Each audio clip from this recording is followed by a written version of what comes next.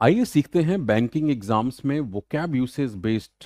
ये बहुत ही important question type जो बार बार आपको अलग अलग एग्जाम्स में देखने को मिलता है। क्वेश्चन बहुत इजी सा है, एक दिया हुआ वर्ड होगा और उस वर्ड का इस्तेमाल 3 सेंटेंसेस में यहाँ पे हुआ है।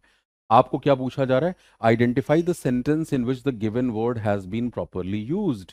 तो एक्चुअली वोकैब यूसेज की समझ को एग्जामिनर टेस्ट कर रहा है, लेकिन वोकैब की यूसेज को समझने के लिए पहले हमें शब्द का मतलब पता होना चाहिए। तो भाई रीडाउटेबल का मतलब होता है जो आपके लिए बहुत ज़्यादा इम्प्रेसिव हो, ऑ इंस्पायरिंग हो, जिसको देख करके आपके मन में रिस्पेक्ट भी आए और डर का भी भाव हो।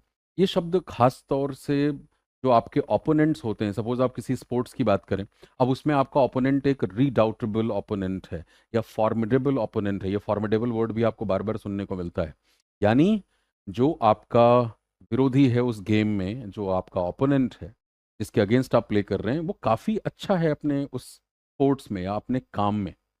और इसकी वजह से आपके मन में एक डर का भी भाव है कि भाई मेरा जिससे कंपटीशन है ना, वो बहुत खतरनाक बंदा है। तो इस तरह के सिचुएशन को डिस्क्राइब करने के लिए, इंसान को डिस्क्राइब करने के लिए, टीम को डिस्क्राइब करने के लिए हम इस्तेमाल करते हैं रीडाउटेबल। अब फटाफट सेंटेंस पढ़ लेते हैं। The lawyer gave a redoubtable sneer when the opposing counsel made an unsubstantiated claim in court. बिल्कुल, यहाँ पे शब्द का इस्तेमाल बिल्कुल गलत है, कोई कॉन्टेक्स्ट है नहीं। स्नियर को redoubtable कभी भी डिस्क्राइब नहीं करता। She was redoubtable of the idea that her hard work could be overshadowed by luck. बिल्कुल गलत।